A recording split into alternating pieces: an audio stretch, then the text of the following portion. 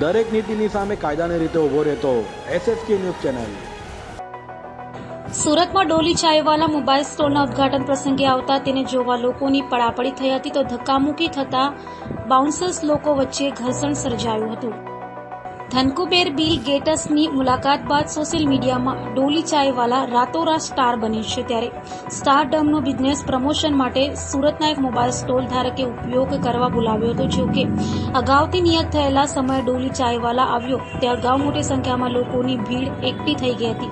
તેની કાર ફરતે લોકોના ટોળા હોવાથી બાઉન્સર્સ દ્વારા લોકોને બેફામ શબ્દો કહેવામાં આવ્યા હતા, જેથી લોકો અને બાઉન્સર્સ વચ્ચે ઘર્ષણ સર્જાયું હતું।